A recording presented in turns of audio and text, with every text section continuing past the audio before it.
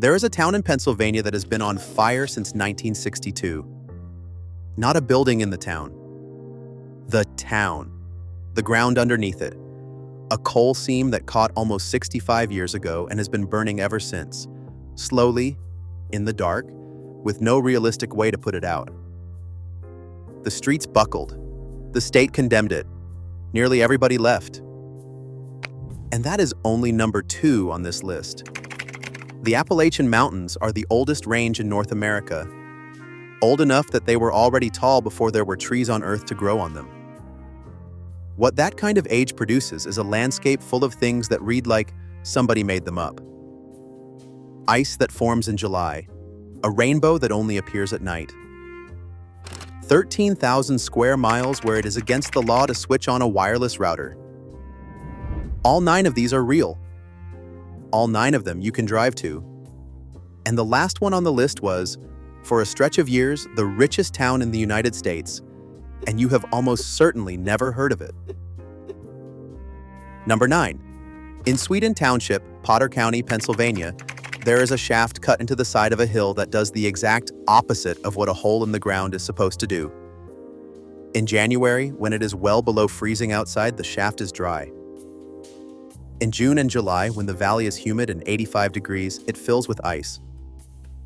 Columns of it, some of them taller than a man, forming through the hottest part of the year and then disappearing again as the weather turns cold. Prospectors dug it in 1894 looking for silver. They never found any. What they found instead was this. The best current explanation is that fissures in the rock above draw cold air down into the mountain in all winter and hold it there, then vent it out through the shaft in summer. The supercooled air pulls moisture straight out of the humid outside air and freezes it on contact. It is the largest formation of its kind anywhere east of the Mississippi. The mountain is running a full season behind, and in 130 years, nobody has been able to make it stop. Number 8. In Pocahontas County, West Virginia, at about 3,400 feet, there is a cluster of 5 bogs that have no business being where they are. Bogs like this belong in Canada. They belong in Maine, in Labrador, in the muskeg country of the far north. Acidic ground, sphagnum moss, cranberry, carnivorous plants that eat insects because the soil has nothing in it worth eating. And they are sitting here, in the southern mountains, surrounded on every side by ordinary Appalachian hardwood forest. They are a leftover. When the last glaciation ended and the cold pulled back north, it retreated out of the lowlands first. A handful of high, cold, wet pockets up in the mountains stayed cold enough for the northern plants to hang on. The glaciers left. The bog never did. You can walk a boardwalk straight through the middle of it. In half a mile, you cross out of West Virginia hardwood into something that looks like subarctic Canada and then back out again. Number 7. In Scott County, in far southwestern Virginia, an underground stream spent something on the order of 1 million years dissolving limestone until it had cut a passage clean through an entire ridge. The result is a tunnel roughly 850 feet long and, in places, 10 stories high. Not a cave. A cave has one entrance. This one goes in one side of the mountain and comes out the other. It is big enough that in the 1890s, a railroad company looked at it, decided it did not need to blast anything at all, and simply laid track through it. Freight trains still run through that hole today, on a line nobody engineered, through an opening cut by water long before there was anyone here to see it. William Jennings Bryan is supposed to have called it the 8th wonder of the world. Standing at the mouth of it while a coal train comes through, that does not feel like as much of an exaggeration as it sounds. Number 6. Every firefly you have ever seen in your life flashes. That is the entire point of it. It is a signal, a species-specific rhythm, on and off. There is a firefly in these mountains that does not do that.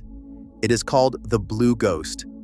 Instead of flashing, it holds a single continuous glow, a steady pale blue-white light, for up to a minute at a time, drifting a foot or two above the forest floor. There is no blinking at all. There is just a slow light, moving through the dark. The females barely resemble insects. They are flightless, larva-shaped, and they sit down in the leaf litter while the males drift above them. So what you are actually watching, on a warm night in late May, in a damp hardwood cove in western North Carolina, is a mating display that looks like a procession of small candles moving through the trees at about knee height. People who see it for the first time tend to describe it the same way, and they tend to say it before they have thought about it. It does not look like nature. It looks like something is being carried. The season is short, a few weeks at most, and it is fragile in a specific way.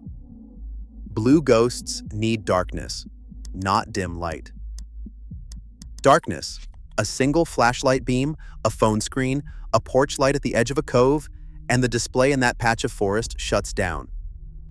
Which is why the people who know where to find them have mostly stopped saying so out loud. Number 5. Above 4,000 feet in the southern Appalachians, there are mountaintops with no trees on them. That sounds unremarkable until you understand the problem with it. These summits sit well below the elevation where trees stop being able to grow. There are forested peaks in the same range, in the same weather, 1,000 feet higher. There is no timberline here. There is no fire scar, no logging record, no soil chemistry that explains it. Just grass and shrub, hundreds of acres of it, sitting on top of mountains that ought to be covered in spruce. They are called grassy balds, and they are globally rare. This is essentially the only place on Earth where they occur in this form. Every explanation has a hole in it. Grazing does not go back far enough. Fire does not fit the distribution. Ice Age megafauna is plausible and unprovable.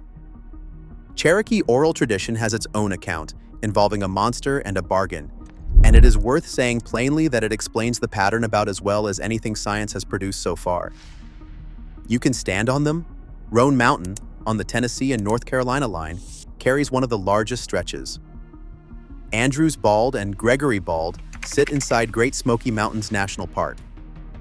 Walk up through closed spruce and fir forest, and then the trees simply stop, and you are standing in open grassland with a view of 4 states and no explanation for why the ground under your boots is not wooded. What is not in dispute is that the balds are closing. Without something actively keeping them open, the forest is creeping back in. Park services now mow and cut some of them by hand, essentially maintaining a mystery, because if they stop, the thing disappears within a generation. Which means whatever made them stopped doing it, and nobody is certain what it was. Number 4. A rainbow needs light and water. Everyone knows the water part. Almost nobody stops to think about the fact that the light does not have to come from the sun. At Cumberland Falls, in southeastern Kentucky, the Cumberland River drops 68 feet over a ledge about 125 feet wide and throws up a permanent wall of mist. On clear nights around the full moon, moonlight refracts through that mist and produces a rainbow. Moonbows do occur elsewhere in the world where conditions happen to be right. What makes this one extraordinary is that it is predictable. The park publishes the dates. You can look up months in advance exactly when it will appear, drive there, and stand in front of it. It is the only place in the Western Hemisphere where that is true. To the naked eye, it usually reads as a band of white or very pale silver arcing out of the spray. A long camera exposure pulls the color out of it. It is the same physics as a daytime rainbow running on roughly 1/400,000th of the light. Number 3. In Pocahontas County, West Virginia, there is a federally designated area called the National Radio Quiet Zone. It covers about 13,000 square miles across West Virginia and Virginia, an area larger than the state of Maryland. Inside it, radio transmission is restricted by law. And at the center of it, in the town of Green Bank, the restriction is close to absolute. No cell towers, no wireless routers, no Bluetooth, no unshielded microwave ovens. Officials patrol with directional receivers looking for anyone running an unauthorized transmitter. The reason is sitting down in the valley. The Green Bank Telescope is the largest fully steerable radio telescope on the planet. A dish spanning more than 2 acres, listening for signals from deep space so faint that the total energy collected by every radio telescope ever built across the entire history of the field would not be enough to light a single Christmas bulb. A phone in your pocket, at that level of sensitivity, is a floodlight. So a few hundred Americans live in 2026 in a place where the children have no phones, the teenagers pass notes, and the town gets its news by knocking on a door. It is not nostalgia, and it is not a commune. It is a federal exclusion zone, and it exists so that one machine can hear the beginning of the universe, and it has attracted people for reasons that have nothing to do with astronomy. Over the years, a number of people who describe themselves as electromagnetically sensitive have moved to Green Bank on purpose. They report that ordinary wireless signals cause them headaches, nausea, and pain, and that the quiet zone is one of the only places in the developed world where those symptoms stop. The medical evidence for that condition is genuinely contested, and I am not going to tell you it is settled either way. What is not contested is that these people uprooted their lives and moved to a hollow in West Virginia to get away from something the rest of us carry in our pockets all day and never think about once. Number 2, Centralia, Pennsylvania, sat on top of an anthracite seam in Columbia County.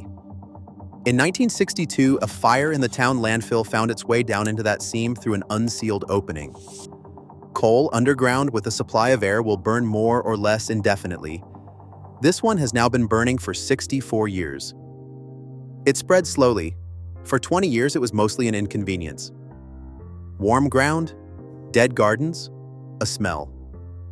Then in 1981, a boy standing in his grandmother's backyard felt the earth open underneath him and dropped into a sinkhole full of carbon monoxide. His cousin pulled him out. That is the moment the rest of the country started paying attention. Congress appropriated the money to relocate the town. Most people took it. A handful refused and stayed. The state revoked the town's zip code in 2002. What is there now is a grid of streets with almost nothing standing on them. Cracked pavement running between trees that grew up where the houses used to be. Steam coming out of the ground on cold mornings. Warning signs about unstable earth and gas. For years, the strangest piece of it was a closed section of Route 61, abandoned when the highway was rerouted around the fire. Visitors covered every inch of that dead road in spray paint until it was a mile of solid color running through an empty woods, and it drew so many people that in 2020, the owner had it buried under truckloads of dirt. The last holdouts fought the state in court over their right to stay. That fight was settled in 2013 when the remaining residents were permitted to live out their lives in their homes, with the properties reverting to the Commonwealth on their deaths. There are 5 of them left, a town with an expiration date measured in human lifespans. Geologists estimate the seam has enough fuel left to burn for another 250 years, which means Centralia will still be on fire long after every person now alive who remembers it is gone. Number 1. Bramwell, West Virginia, has fewer than 400 residents. It sits in Mercer County, down in the southern coalfields, and it is about 4 streets deep. In the early 20th century, it was where the coal barons of the Pocahontas coalfield lived. Not where they worked, where they lived. It was the only place in the entire coalfield built specifically to house the people who owned it. And by the accounts of the period, this town of a few streets held more millionaires per head than anywhere else in the United States. 13 of them at the peak. You can still see it. The houses are enormous and completely wrong for the setting. Imported stone, leaded glass, mansions with servant wings. One of the first residential indoor swimming pools in the state. All of it standing in a hollow in southern West Virginia. The town's bank was, for a time, one of the strongest in the region. It is said the sidewalks here were the first in the state lit by electric light. And then the coal came out, and the money left, and what stayed was the architecture. That is the thing I want to leave you with because it is the real pattern underneath every one of these mountains. Bramwell is not a curiosity. Bramwell is a receipt. An enormous amount of wealth was generated in these hills. Almost none of it stayed. What remained was a few beautiful empty houses and a county that has been losing people ever since. And it is happening again right now with a different commodity, which is exactly what I covered in the video I will link at the end of this one. If you have been to any of these 9, tell me which one and tell me what it was actually like to stand there. And if I missed one, and in a range this old I have definitely missed one, put it in the comments. That is where the next list comes from.